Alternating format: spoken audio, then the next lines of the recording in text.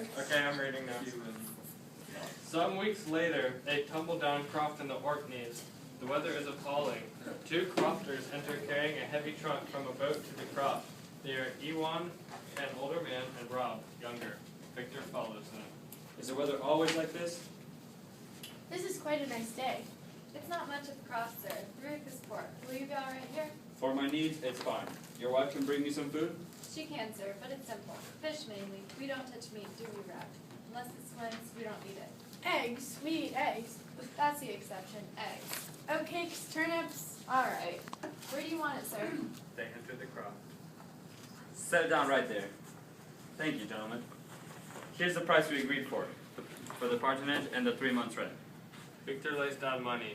Ewan goes to pick it up, but Victor stops him. But I would be prepared to give you very much more, Ewan, if you could perform another service for me.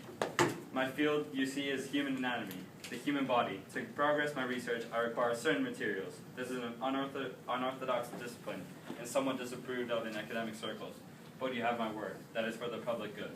Victor takes off his traveling cloak. He opens the trunk, and as they talk, he sets out on the table various surgical instruments, particularly saws, knives, spoons, pencils, pens, coils of wire, voltaic pile, etc. I don't like the sound of that. Quiet, Rob. We don't move in academic circles. Go on, sir. It's illegal, I take it. We are a long way from court for any court of law. The nights are dark, and in science we keep our secrets. What is it you want? Body parts, fresh. He's a surgeon. I knew it. That's grave robbing. We are Christians in the Orkneys, sir. We don't rob the dead in their graves. But the dead are dead, aren't they? They're not coming back. I don't subscribe to the view that it is unethical to use them for my medical research. No, nor do we. What will be possible in the future, huh, Rod? Shall we gain the upper hand over sickness and disease? Have you any idea what we shall be capable of if brilliant men are allowed to do our work? Uncle Ewan, this is not right. Quiet, Rod. I'll do nothing on my own island. But what is it exactly that you're after? Have you heard of any young women who have died very recently? On Ronald's side. Not your kin? No, not my kin. Not deceased? Drowned. May God have mercy on her. A good-looking miss, she was. Rob liked her. I did not. You did. I like your sisters. She was beautiful? Not bad. Good. Are you prepared to work to my exact specifications? Well, Rob, he can't read, but I can read. do him a drawing. Uncle Ewan. You be quiet and do as the gentleman says. How far is it to Ronald's Day? Scene 27. The Orkneys, night, a graveyard, wind and rain. Ewan and Rab have dug up a grave. They are inside it, forcing a corpse into a Hessian sack. It is not easy work. Is she in? There's a bit sticking out. What is it? I don't know. It's a girl. Come on, push, lady. They succeeded in tying the sack. She's in. They rest. You have a strange taste, Rob. That's all I can say. I find her terribly skinny. I said the sister. The sister is fatter. Uncle Ewan, what's he going to do? I don't know. This is not right, Uncle Ewan. As the man said, they're dead. They're not coming back. Ready? Yes. Heave! They pull the sack up out of the grave. Victor enters in an oilskin with a storm lantern. Have you got it? Aye, sir. Haul it to the boat. This is only the first, Ewan. Is it, sir? I shall need regular supplies of internal organs. Very good, sir. Organs? Quiet, Rob. Meat for the dogs. Nothing you're not familiar with. They exit dragging the sack. The creature emerges from hiding. He is soaking wet from the rain, but untroubled by it.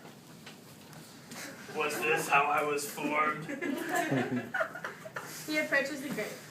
Stolen at night from wet soil, made out of meat for the dog. Even I feel disgust. Will he fashion me a beauty from this filth? I will want her stinking of death. I hunger for knowledge, but the more I learn, the less I understand. I feel stupid, a child. It was better when I knew nothing, when I had no questions. Questions whirling like the wind. It was better when I howled in the woos. Scene 28. The craft. Months later. Night. Victor is working on a female creature. Her body is complete and she is suspended upon a frame. Tools and instruments surround her. surround the grisly experiment along with unused organs. Victor wears his surgical apron. His eyes are bleary. He yawns. There's a knock at the door, and Victor hastily covers the female with a tarpaulin and draws a curtain. Come. Ewan enters, dragging a sack. The wind whips in, guttering the candles. The sack leaves a trail of blood and slime across the floor. Ewan deposits it by the work table. Here you are. Thank you, Yuan. That will be the last. Thank you for all your assistance. You will be leaving our island soon? Soon. Have we done you good service? Excellent service, yes. And the food was all right? The food was unbelievable. Sir, you're not looking too marvelous, if you don't mind me saying. I'm tired, that's all. But my work is nearly done. And let me tell you, I think I can say I have excelled. I'm very pleased to hear it. Farewell to sickness and disease, eh? Goodbye, Yuan. Goodbye, sir. Ewan takes his money and leaves. Victor goes to the door and bolts it. Then he sits at the table. He doesn't uncover the female again, but puts his head on the table and closes his eyes. There is movement in the sack. Out of the sack comes William, full of beans. Victor opens his eyes. A dream. William? So how do you do it? It's late. You should be in bed. How do you bring dead things to life? Is it easy? No, it's hard. It's some kind of miracle. Tell me the secret. When did you start? At school. Did you bring the teachers to life? That really would be a miracle. School was so boring. I wanted to find out why things existed. How they existed.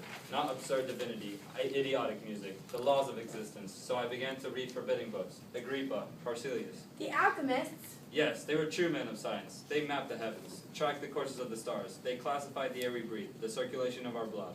All modern science comes from them. I too wish to penetrate nature, to lay bare her deepest mysteries. So I studied mathematics. I experimented with galvanism. What's that? You induce spasms into inanimate flesh with a current from a chloride battery. Great. Whereas zinc plates laid on the solution of ammonium chloride and Sicilian moss.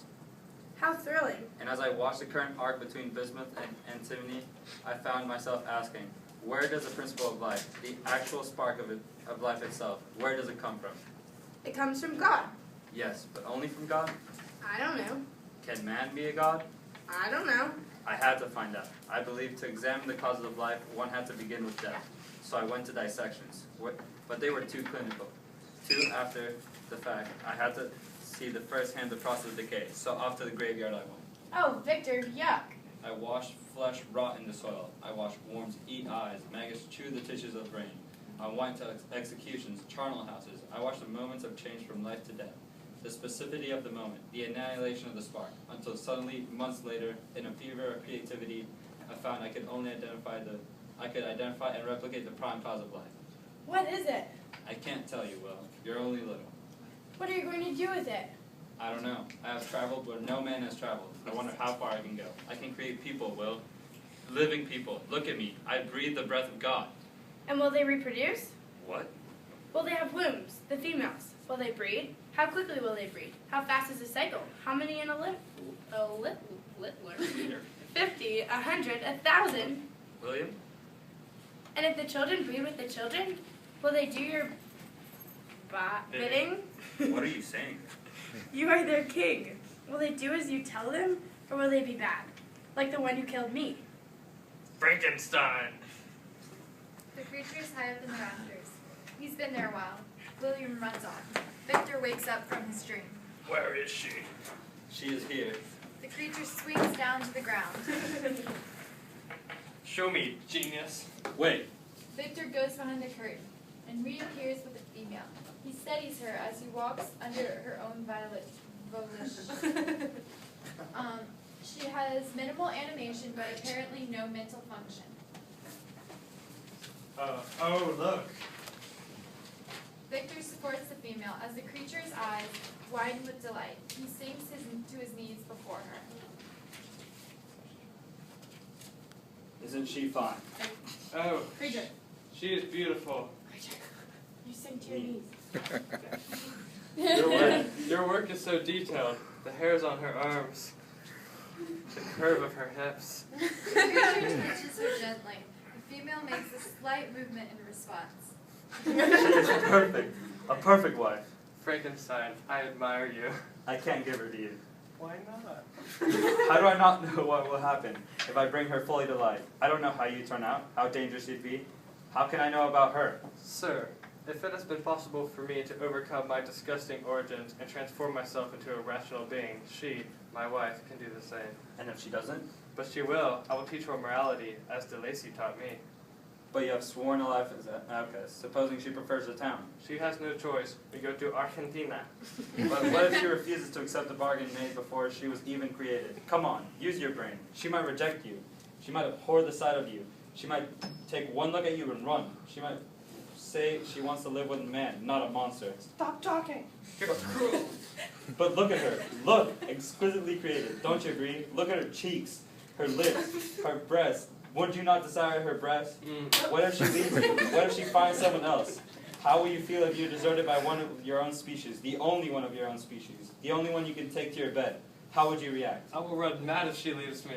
It's a risk then, isn't it? No, because I will give her such adoration, such devotion, she will never want to leave. So it's a risk I should take. You must, you must. He strokes her hair. She is mine. Please, please. Are you saying you will protect her? Yes, oh yes, nobody will harm her. I will be there. Are you saying you will love her? Yes, I am.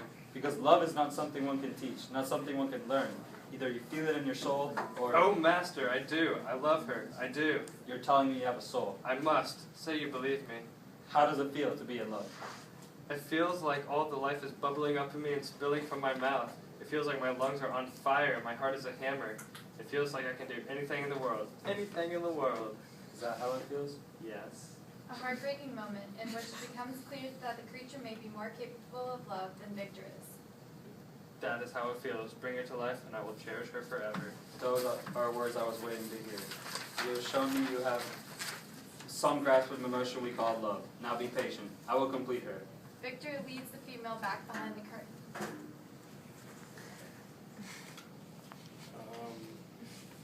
You can help me. You will not.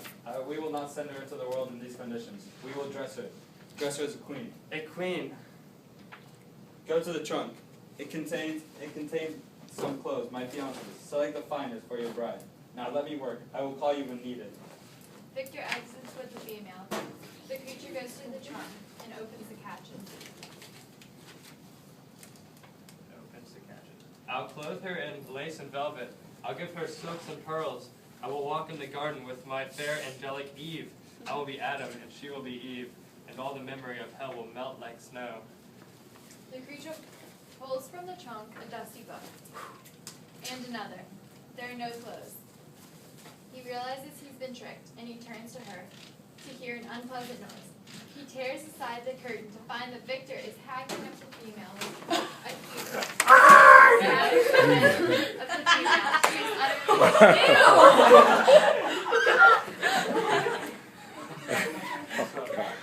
What do you know about the power of love? It's irrational, a pull of unreason. It's anarchy, volatile, fictitious, mad. Above all, it's uncontrollable. Millions of you on the earth, coupling, procreating. No, you are the only one of your species, and this is how you will stay. The creature sinks to his knees among the body parts. Awake, my fairest, my Faust. Awake, awake. She will never awake. The creature grabs Victor by the throat. He begins to throttle him. There's a hammering on the door. Sir, open the door. Oh. Victor, let us in. Roar! The creature dashes Victor to the floor and climbs to the window.